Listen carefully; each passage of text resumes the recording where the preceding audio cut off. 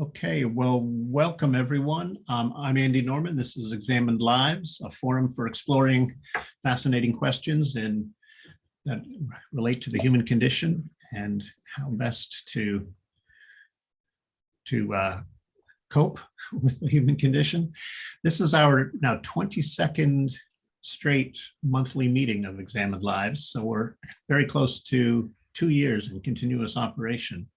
I have more to say about that towards the end. Our topic today is prosociality and the art of growing trust. This is a topic we chose collectively last time, and it's a continuation of a discussion we had a month ago.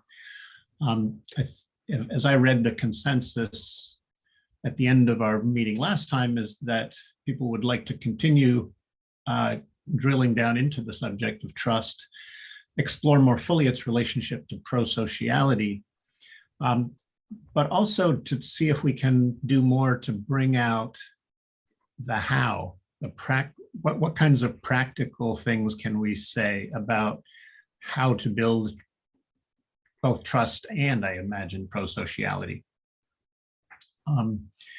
I think there's probably a place in today's discussion for sort of personal stories and for people to reflect in a more personal way about what they've learned about the art of growing trust.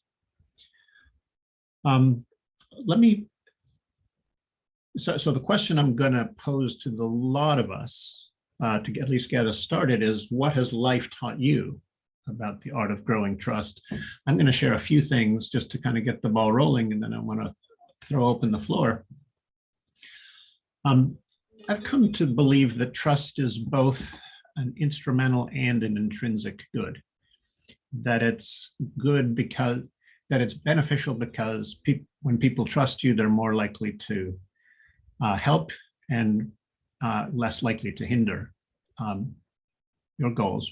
But I also feel as though it's somehow wrong to think of trust as a merely instrumental thing, just some resource to be compiled for the sake of getting others to treat you well. So I think of trust as something that's inherently good, something's good for its own sake. And I can't even imagine a life of contentment without trust. I can imagine a life with joy. I can imagine a life with pleasure without trust, but I just can't even imagine what it would be like to live a life of genuine contentment without deep trust of the people that you care about. I think we're enough of a social animal so that it's relatively easy to build trust among people of goodwill, at least in a world roughly like ours. And there is a good bit of evolutionary research that suggests human beings find it much easier to sort of build rapport with one another and to build shared purposes with one another than even some of our close primate cousins.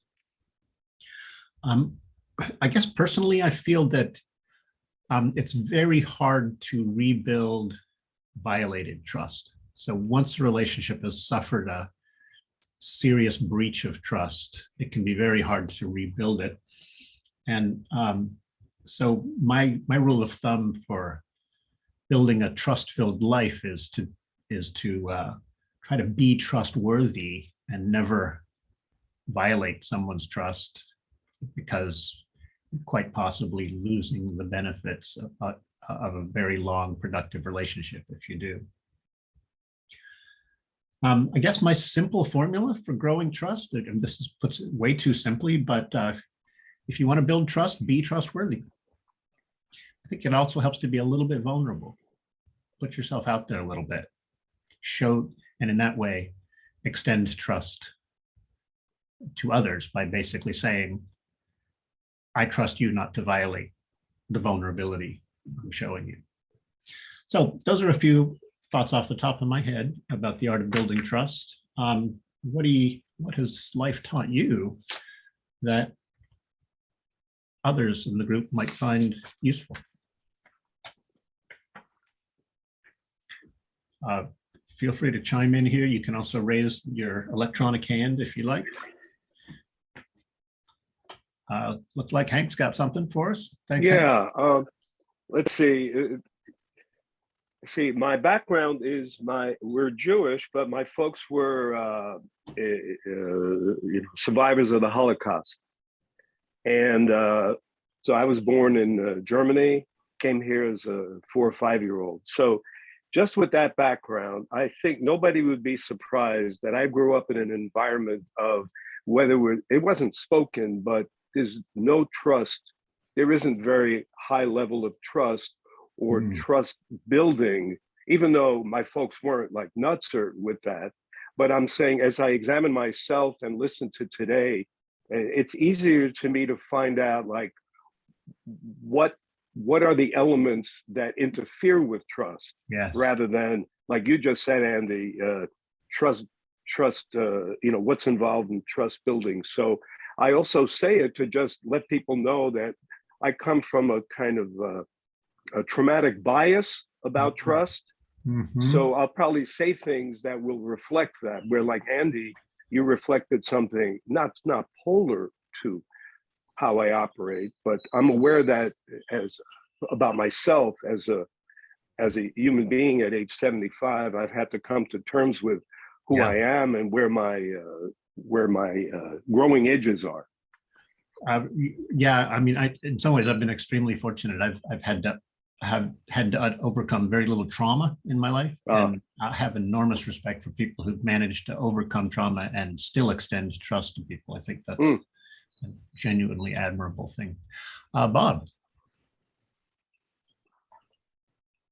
Yes, thank you. Mine was a learned revelation very recently. I work with a civic action group. I had never done what they call deep canvassing. So I learned a little bit about it. I went through some training and have participated in this for maybe 3 sessions over the last couple of months. It is astounding to me that I can walk up to a door, knock on it, and have people not be willing to talk to me, but want to talk to me for an hour.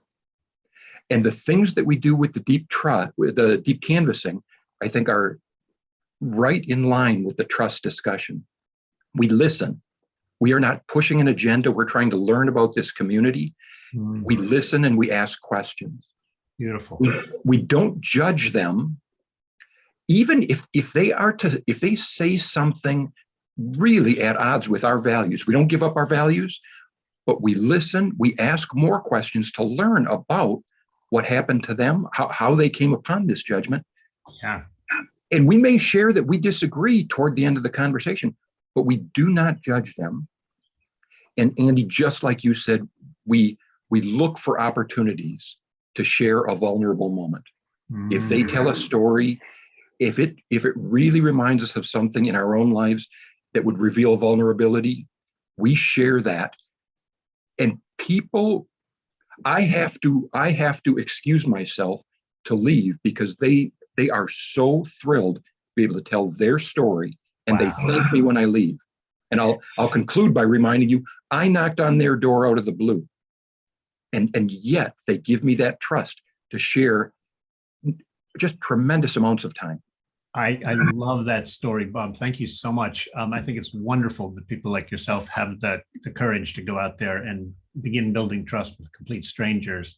And the idea of just listening, asking questions, not being non-judgmental. There's so much trust that can grow when you bring those attributes to a conversation. And it's wonderful that some people are pushing back against the general trend by taking the time to have those conversations. Well done. Sage. The thought about needing to be vulnerable to extend yourself got me thinking about activities in which one might do that. And I just immediately thought of like improv or then stand-up comedy, music, dance, even sports. It's a little vulnerable playing, going bowling if you're not that good, but we do it together. And so it's interesting to think about a lot of, evolutionary explanations of these kinds of collective behaviors, especially like, music and dance, things like that, we know that they have this bonding effect. And that's sort of always just been intuitive and like almost stated empirically. But now I feel like just thinking about trust and vulnerability, that's actually the reason is that we're all in that shared vulnerable state. And so we come out of it though, then because we come out of it unharmed and in fact, joyous, we feel trust. We actually have like solidified our reasoning and our experience of it in the whole body. So it's like, that just makes so much more sense to me now, the vulnerability piece. And I can't help but be reminded of the submission displays that many animals, I know dogs that will come and basically roll over onto their backs and show you their stomachs and their throats, and basically saying, look at me, this is how much I trust you. And it's endearing in a way. Kathleen? Yeah. Well, gosh, I'm finding myself struggling to figure out what the focus is. This topic triggers so many lines of association.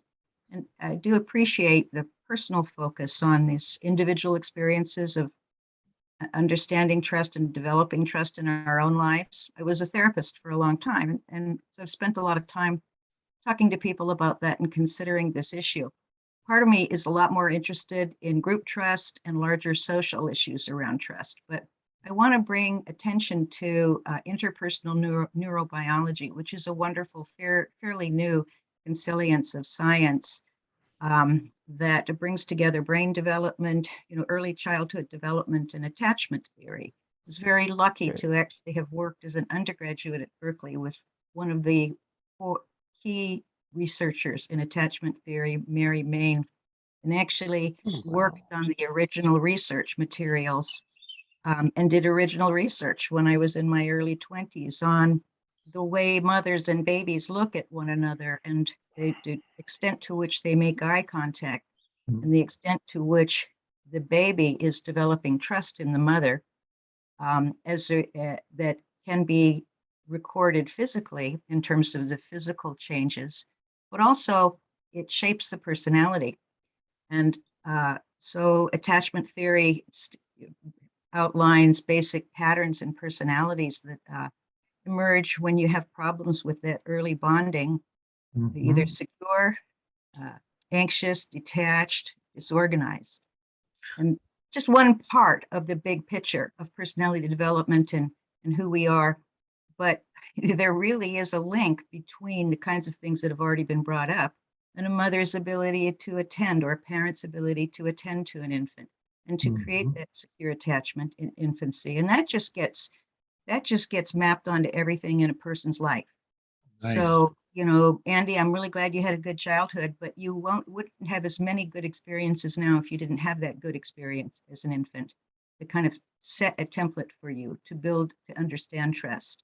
We are seeing more and more people. I mean, these mass shootings are linked to young people that have severely disturbed personalities because they have not experienced trust and they have a very strange internal world. That is pitting them against the world, and they're feeling power and authority by killing people, little kids with guns. I hear you, Kathleen. Yeah. That's really what's grabbing my attention. Thank you very much for sharing. Rob? Yeah, I was thinking, I also had a non-traumatic childhood, so I have a tendency to trust. But in my social environment as a kid, I remember that it was considered naive to be too trusting, and that in fact it was a kind of negative. And I think out of that, what I got was that you trust. I mean, they used to say trust but verify in international politics. Yeah. That you trust, and to me, it's like the prisoner's dilemma, the tit for tat response. You give the trust, and if it's returned, you give it again. And if it's not returned, then you turn it off. until it comes back. So there are ways in which we negotiate this possibility, but we seem to have moved into a pretty dysfunctional period. I was thinking of the headline in the New York Times yesterday about what used to be Facebook, 5 points for rage or anger and 1 point for liking. So we're all weighted now with our media ecology toward distrust. And you wonder to what extent those algorithms aren't eroding common trust, right? Shared trust. Yeah, I can't see how it can't have some kind of an effect on. Yeah, that's a nice connection to make. Thank you. Yep. Steve? I would just make 2 quick comments. One is, and I said this in our last discussion, that trust is essentially a prediction about another person's future behavior. And so the way you earn trust is to not have the person be surprised by your behavior. In other words, you pretty much do what the other person believes in their prediction that you would do. And the other comment I would make is that the metaphor that occurred to me, I'm still under the influence of Diane's paper about that she posted about generalized trust, which is very different than or operates differently, I think, than trust. How much do I trust my next door neighbor? And for some reason, what occurred to me is, every day if I get in my car and drive somewhere, that's an act of generalized trust that most people out on the highway are going to not be putting my life in danger. But I practice defensive driving. I'm pretty vigilant. If I see a car speeding or a car driving erratically, my trust modules in my brain notice that. And I think there's something to be said for that metaphor in terms of how one approaches the world. You kind of have a generalized sense of trust, or you couldn't negotiate the world at all. You wouldn't be able to leave your house, but you stay vigilant for the drunk drivers on the road, so to speak. Nice. Fantastic. Thank you, Steve. Let's see, Diane. Right. I think that it is helpful to think in terms of sort of concentric circles. Andy's ideas were very much sort of individual oriented. I was very glad to hear Kathleen bring in the problem of infant attachment, because I think at the individual level, that is really a crucial element. And I just listened to a lecture yesterday in which they're doing neurological research with experimental animals rather than human babies. But nevertheless, it's clear that the whole homeostatic system orients the infant to the mother in mammal species. And Kathleen, I'm going to send you a note about that because it was very interesting to me. But as I say, these concentric circles, I think, are important, because what's important at the individual level is really expectation that other people are going to be honest.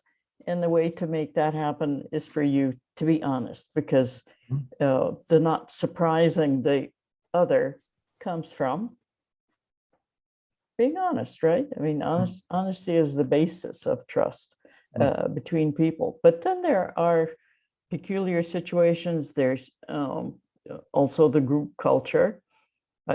In the America that I grew up in, people were very trusting about things like, locking their cars or their houses or whatever.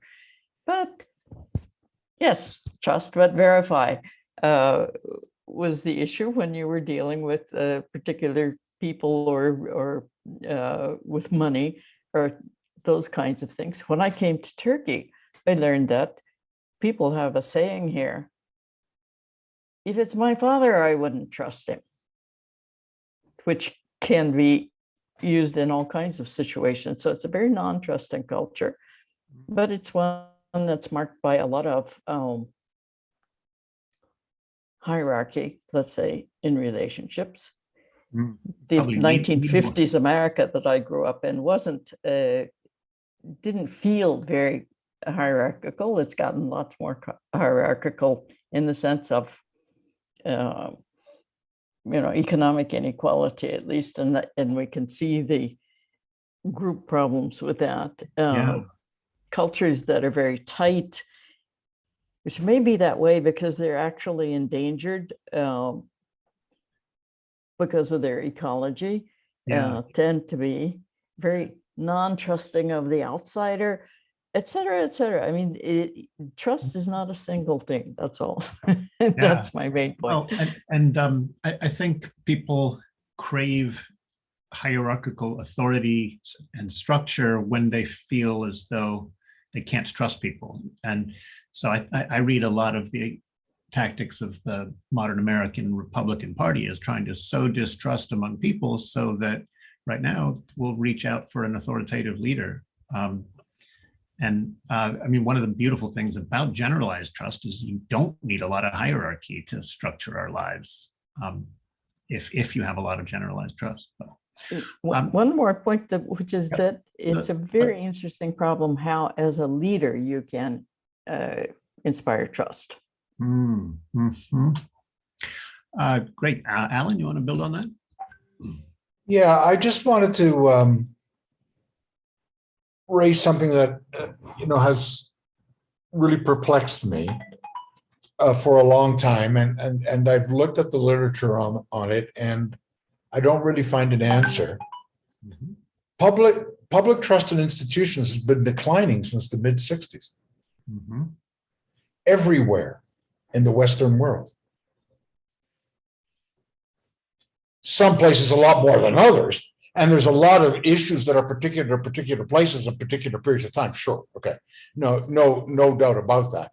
But something very fundamental, I think, is occurring, and these numbers keep going down. They don't go up. I mean, and that's even given the fact that, I mean, I don't know exactly, but I'm sure levels of trust in institutions are higher in Sweden than they are in the United States. I mean, that's not really going out on a limb to make a prediction as such, but I could be wrong. I don't know. But I do know that they're going down everywhere, that they're much higher in some places than in other places. And I've never really come across an explanation that I'm aware of, that can really explain that. So I think that's a real basic thing. There's also, I think, the point of, you wouldn't go outside in your car if you didn't have some level of generalized trust. Yeah, I think that's true, but how many people go out in their cars armed now as compared to before? I don't know the answer, but I suspect that it's a lot higher. At least in places where arms are available, it's a lot higher. So thank you, Alan.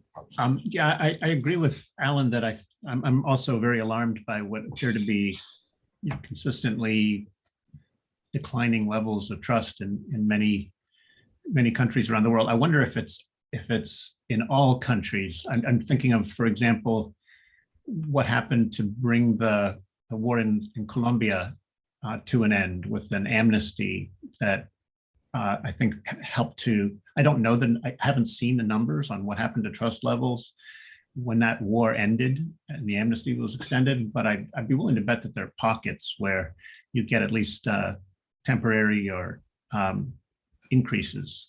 Well, Andy, I'm sure that's true. The numbers I'm talking about tend to be like OECD countries or something, those are the kinds of numbers that I think I'm referring to, where you have these comparable numbers over 50 years. Yeah, and I don't doubt that that's the general large picture trend. I think it's easy to sometimes forget that there are exceptions to the rule, and also we're also drawn to alarming things more. We tend not to notice it when trust levels start to rise somewhere. Nobody notices.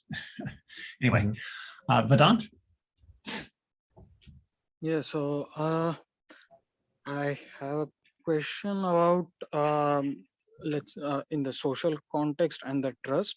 So let's say from individual to the very large institution like a government or country or whatever, there are multiple levels of social organizations, and at every multiple level or every level, so to whom you are trusting is differing, but is it like mutually linked?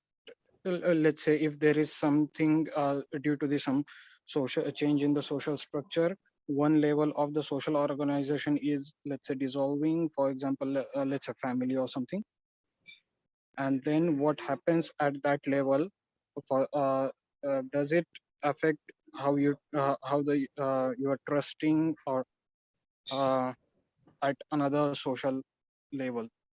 So so this is one. And second question about this is does the social organization or sorry does the evolution of, let's say, social system can reduce the cost of the trust? So if say for example, if I'm there are only two individuals and I'm trusting another, then in that case the cost of the trust is very high, because if that another person is betraying, then that is like depends upon again multiple other things also, for what I am trusting him, what is the resource or whatever common share what we are sharing, and there are other variables also. But Okay. but considering as the group increases, then the cost I have to pay for his her or next individual's betrayal would be less, because there may be other individuals who can compensate. Okay. Kind of a reciprocal altruism, but yeah. Thank you, Vedant. That's a really interesting thought. Thanks for sharing it, Mike. Yeah, I'm sorry I missed this last month because it's a really favorite topic of mine. The discussion reminds me of the phenomena in our culture of driving in bumper to bumper traffic at 70 miles an hour, which we often do. And the amount of trust we have in complete and total strangers that makes that possible always fascinated me. But I have a different view or a story or a take on this generalized trust thing. I remember back thinking about the last big recession, the 2008 stock market crash, and estimates of how many trillions of dollars of economic wealth was destroyed in this country. I thought, how could that possibly be? We still have the same number of roads and factories and tools and buildings and farms and roughly the same number of college educated people and tradesmen. How could you have destroyed that much in the economy? Yeah. And the answer I came up with is what was destroyed is the trust people had in their institutions, in the future of the economy, and so on. So trust really is an important part of our social capital. And I'll go a step further. A lack of generalized trust is a function of a society becoming dysfunctional. And we are having that on the political landscape in a very large measure right now. And I'll just throw my final comment is that politicians and talk show hosts who deliberately destroy the amount of trust in our society to engage their own or improve their own wealth are doing more damage to society than just about anyone else in the country. Here, Mike. I hear you loud and clear. Kathleen, Devin, Kevin, I see you guys with your hands up. I'll come to you soon. I'm going to ask Rahul to go next. I think you need to unmute, Rahul. Thanks, Andy. My first time on Examined Lives, and it's really interesting. I had 3 comments. One is at the individual trust level, it seems to me that empathy is an important component of it. I'm not sure how important it is. And there's a moral philosopher, Roman Krasnadic, who's worked a lot on the issue of empathy, and he has, in fact, some sort of a museum of empathy. But I think there's some connection to empathy to building trust. Mhm. I come from India, and we are organized in a caste, where have many kinds of divisions. You have caste, you have religion, obviously you have class and things like that. And it leads to a situation that very often there's trust within that particular social, like however you see your identity. Yes. But there is a lot of mistrust between different groups. Yes. And related to that, I've also read somewhere, I can't remember where, that in the Western world was also very stratified until about 1900s. And it took mass mobilization war for everybody to feel that they were equal to each other, because everybody was on the battlefield and you had to support each other. Yes. I mean, this actually, if I remember right, comes from the literature on inequality and how inequality reduces. Mhm. And of course, the question is, we really can't have mass mobilization wars anymore. So Yeah, that's a really interesting insight. And of course, having a common enemy like Hitler did a lot to create unity and solidarity in the rest of the West. Wonderful observation. Thank you, Kevin. Hi, I'm with a network of groups who are creating multi-donor advised funds that'll be deeply local, focused around, you can call it watershed repair and economic justice, using venture philanthropy, where you give and we invest, and it comes back to your staff, your church's staff, your club staff, or whatever, and you become a more powerful giver in year 5 because suddenly your amount to give is doubled. And so in all that, there's a piece of behavior change that we're coming to wrestle with. We're in wireframes for the marketplaces. We've got deals. We have potential investors and donors and some people who are really interested. But we have to explain to people what giving to invest really means and why you want to do it and how it makes you or your group. It's really done well in small groups, better than anything. Interesting. It makes you a more powerful giver in year 5 when suddenly you have twice as much to give when the money comes back, as one example. Yeah. And so I've done businesses where I tried to get people to do 2 behavior changes. I was trying to link fair trade with microfinance, loans to the co-ops in the chocolate aisle, and it turned out that everybody hated it. We were promoting Alter Eco, the fair trade coffee company, but you're suddenly bringing in risk and reward analyst thinking when you want to activate the amygdala for chocolate. So the 2 parts of the brain hated it. And so anyway, this one I only have to get 1 behavior change and it feels good. Hey, I got more money coming back to let me do this again, and I didn't have to work or give again. So anyway, trust is a really, to open people up to that new idea. Mm-hmm. Doing it within small groups where there's already trust and they already give, like a club that donates or a Sunday school class that donates or something. We want to attach this to giving circles. Wonderful. That's a fascinating application of a way in which to build trust. I don't think Kathleen Hart has had a chance to speak yet, so I'm going to let her go next. Do unmute yourself, Kathleen. Sorry, I clicked on the mute on my screen.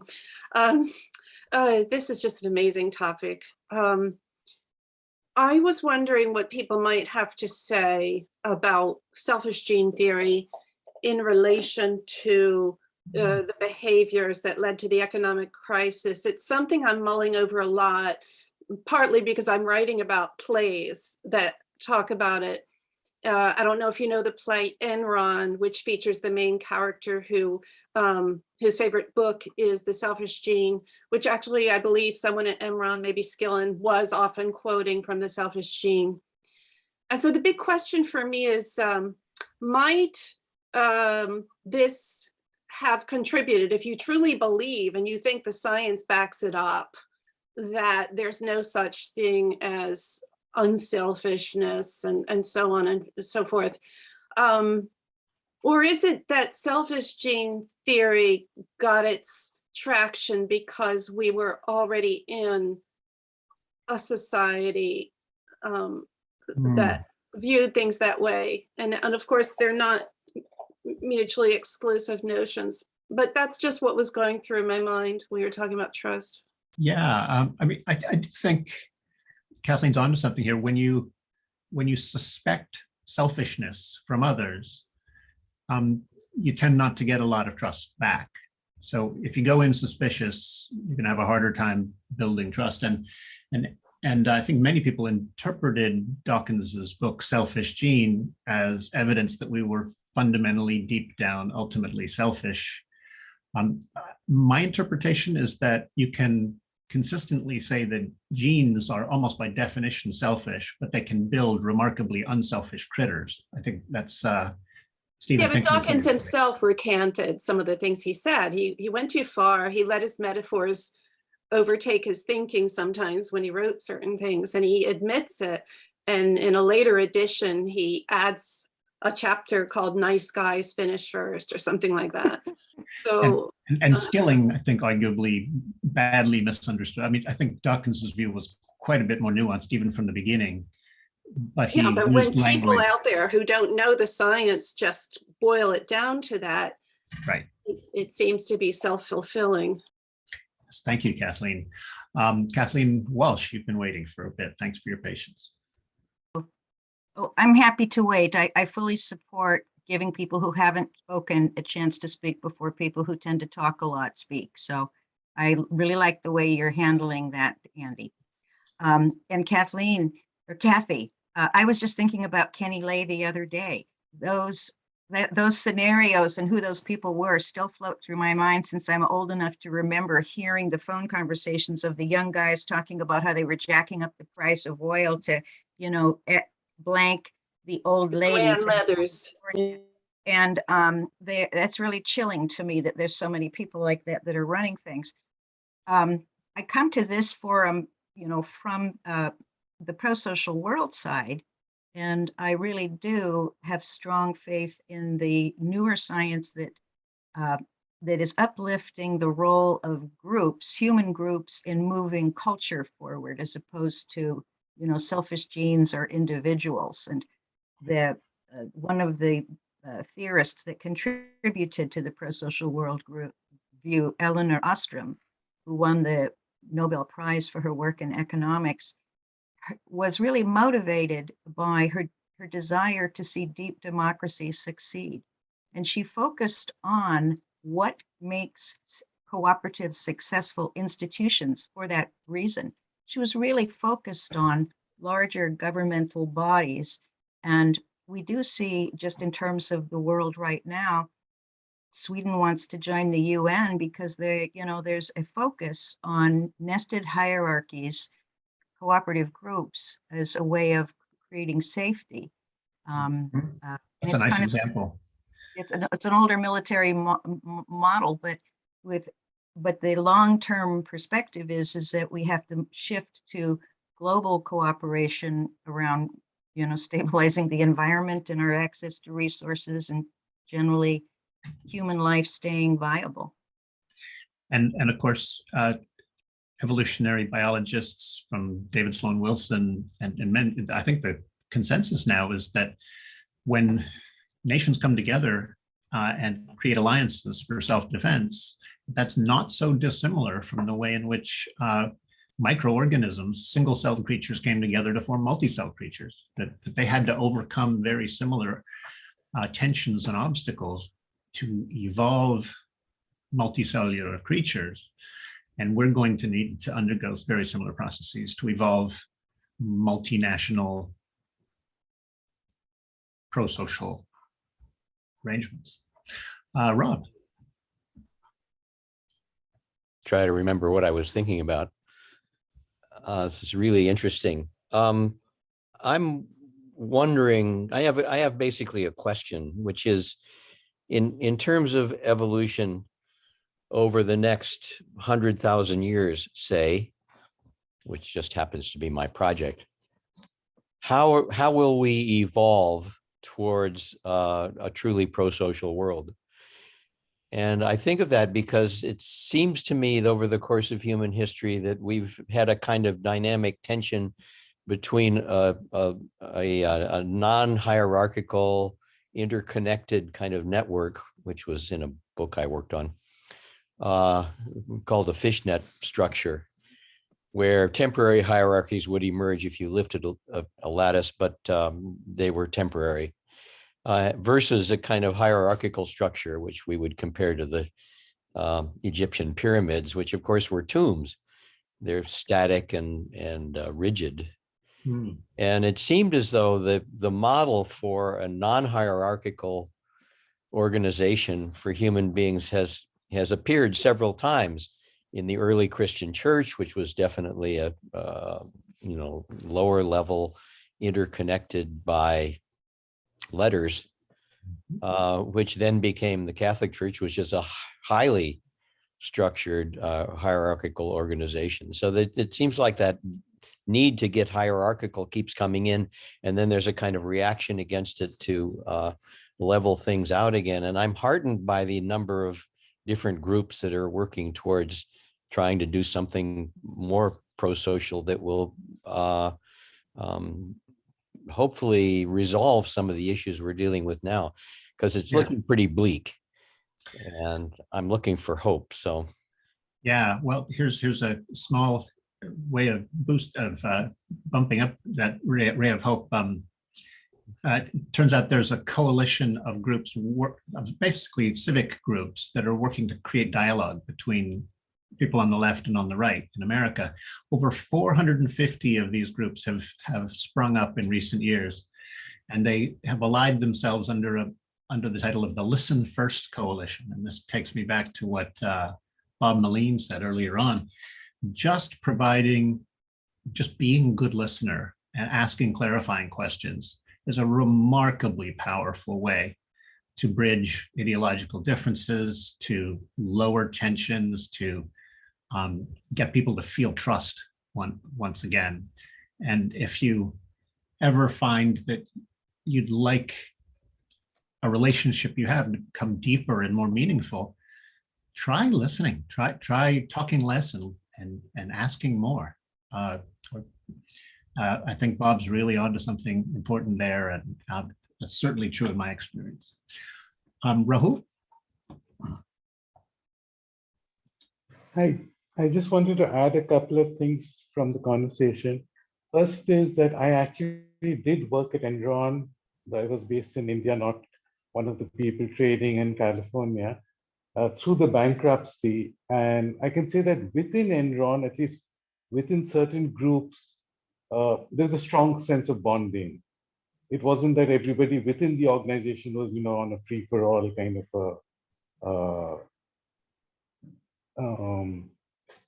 so like, it's not that, like, when you think of Enron, it's not like a whole bunch of individuals trying to sort of, mess with each other and the world. I mean, there was groups, and, it was a different kind of thing.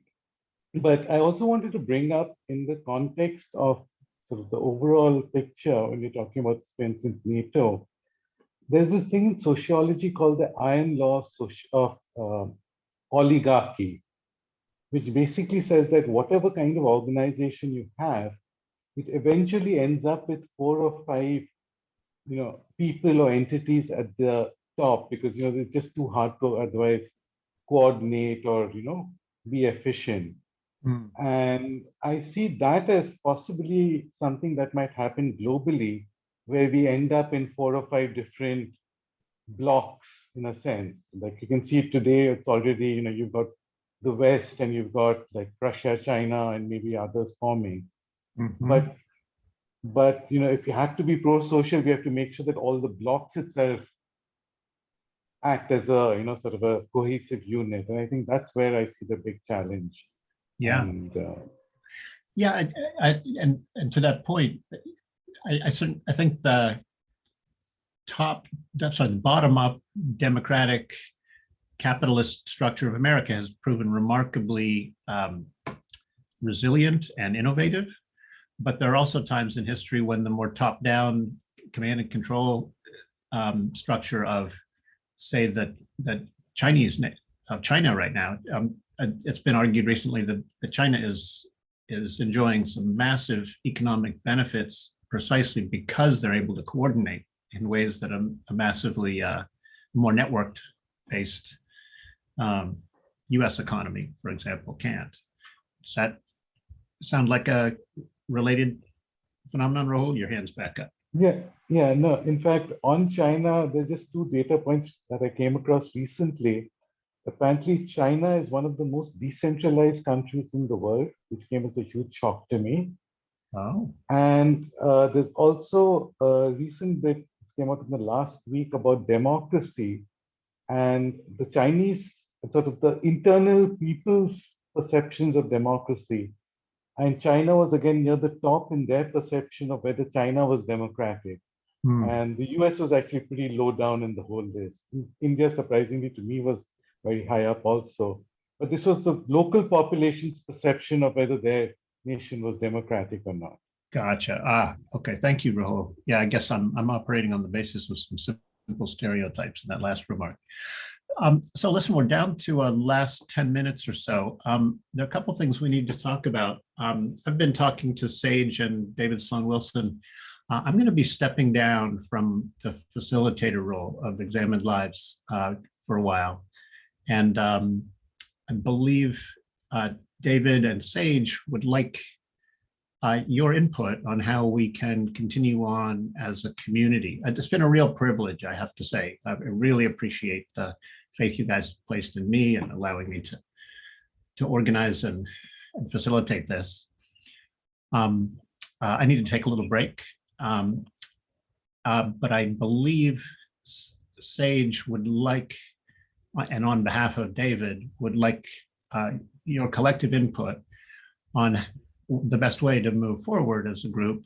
We could pass facilitation responsibilities around. I think that was one of the possibilities raised. Sage, can you help me reconstruct some of the options here for folks? Yeah, so I think we can, what problem we have is a change in facilitation from Andy is, and this is actually a common theme that we're sort of wrestling with in ProSocial. With ProSocial Commons is the utility and value of a talented and dedicated facilitator like Andy, who has really, made this space what it is. And so we thank you, Andy. But at the same time, to not have this group success or any group success be totally dependent on that one person, and have the responsibility beyond them as well. So that is an open question that there is not an answer to. But as Andy mentioned, there's a couple possibilities that we already thought of, such as we could nominate perhaps a new facilitator within the group, or we could rotate between several. I would be happy myself to certainly fill in for the time being while we decide what to do next.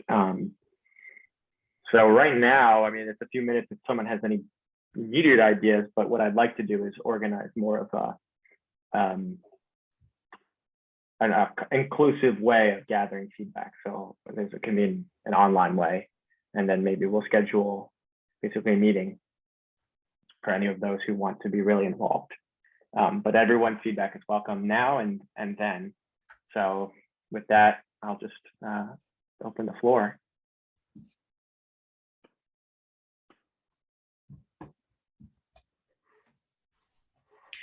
Are we all shell-shocked? I'm so sad for me and for all of us, and I hope everything's okay for you, Andy.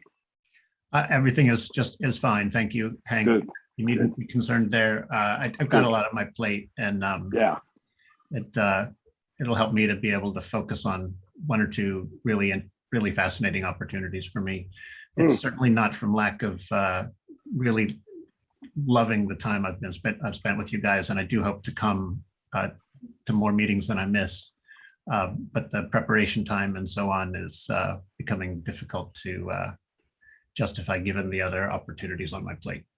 So, Andy, can I just ask if you have any clones available? Not to disparage anybody in the group. I have no idea. You're very kind. Thank you. If I come across a clone, I'll send him your way. Let us know. I mean, honestly, look, what I've been doing is fairly simple, and you guys have all seen the way I facilitate. I bet any number of you could replicate it with a pretty. I mean, I've been practicing this kind of facilitation for a long time, but mere mimicry, I think, would allow any number of you to do quite well at it. To that point, there's obviously a lot more that Andy does besides facilitate these sessions in preparation of the topic, the content to share, the description, and just the, making sure that the familiarity is enough with the topic at hand to lead a thoughtful discussion. So, Rob. I'm going to vote for Sage. He knows how it works, and he's been here the whole time, and he's going to be a good stand-in for Andy, who's been amazing. So that's my vote. I'm going to suggest a slight variation on Bob's suggestion. I think it makes a lot of sense for Sage to pick up the ball and keep things moving in the right direction. But I also think that the group as a whole should reflect on ways in which responsibility sharing can actually deepen involvement and commitment and trust and sense of shared purpose. So we don't have to resolve this issue between now and a month from now, especially if Sage is willing to kind of keep things moving in the right direction while we think about it. But maybe other folks could communicate their ideas to Sage about if you have ideas. In fact, we don't even need a fixed format that we repeat endlessly. We can take impromptu suggestions and have sessions be.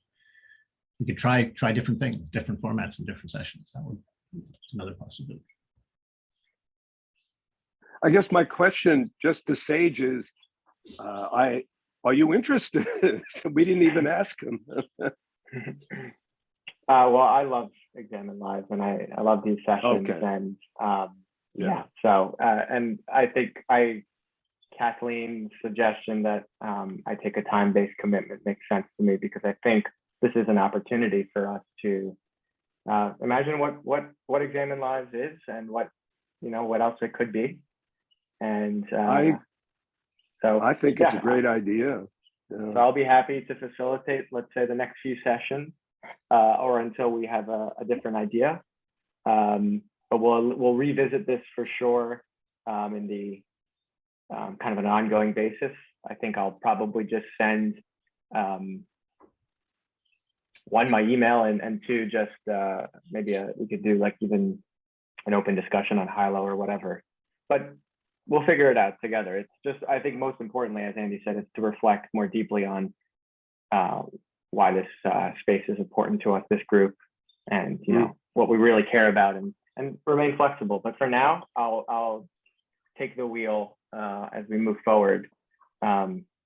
Rob, and then with that in mind, my next thought is that we have a minute, and we really ought to pick a new topic for next session. So Rob and Steve.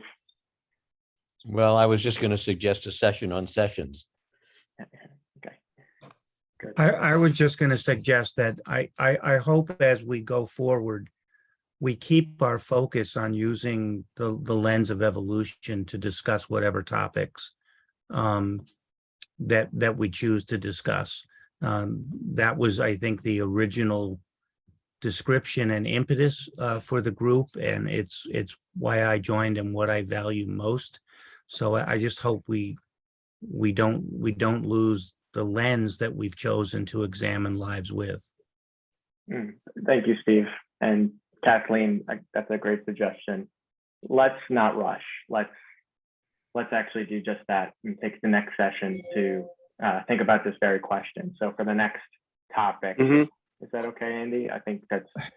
Well, I think that's fine. I do happen to have a topic suggestion that I think Steve sent me earlier, a week or month ago, that I could toss out there just to give us something substantive to focus on next time. Turns out there's an interesting difference between hot aggression motivated by hot emotions and aggression motivated by cool emotions. So hot aggression versus cool aggression. Steve, I think, might be able to send you a link or two. Oh yeah, it comes from Wrangham's new book, The Goodness Paradox, where he talks about reactive aggression versus proactive aggression, to try to explain the paradox of how we are a mostly nonviolent creature, but not always. So it came from Wrangham's book, my recent reading of Wrangham's book. But if we maybe, I don't think we could do both, having a session to discuss sessions and then do that at the same meeting. But Sage, if we're going to devote the next session perhaps to discussing the way forward, it might be good for you to send a survey out with a couple of ideas that occur to you, and, you know, kind of take the group's temperature a bit. Of course, sending a survey out, do you just send it out to the people that are here today, or everybody that's ever come, or who do you send it to? Yeah, I think my feeling is that we can easily spend our hour discussing what we would like Examine Lives to be next. So I think that that can be the focus of our next session, Examine Lives.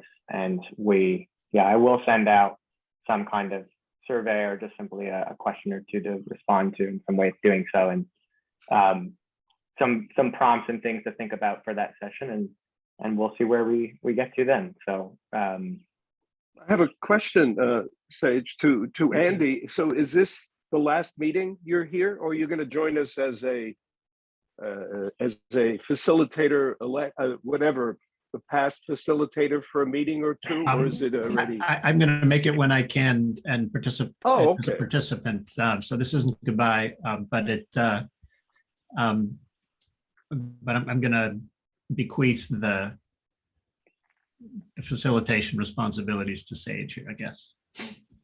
We'll have Andy as our celebrity guest. Okay. Well, for example, I think rotating this among some people that tend to come regularly might be a viable model, particularly if somebody wouldn't mind doing that, but didn't want the responsibility of having to do it every month.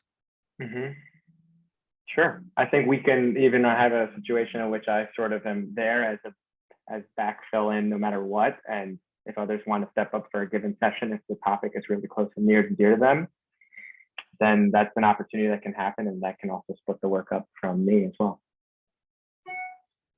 Kathleen, did you want to say this could something? be. Oh, sorry. Is this meeting over on the hour or at 15:15? It's on the hour, but now we're running over. I would really like to say thank you to Andy. And people are starting to leave, and I really think that it would be good to bring the meeting to a focus point before people drift off, to say thank you for doing this. It has been a big commitment on your part. I imagine you're not getting paid much, and I appreciate it. Thank you. Thank you all. It's been a privilege to work with all of you, because there's so much fascinating insight and brain power here, and it's I think we've come together in a really neat way. So let's keep it up. All right. Well, Andy, just to stay on topic, you've earned my trust. It's a talent and a skill, and you have them both, and I'm really impressed. And it ain't easy to earn my trust, so letting you know that. I'm going to say goodbye for today, at least. Thank you all. Thank you, everybody. We'll keep the spirit of Examine Lives. Thank you. See you next time.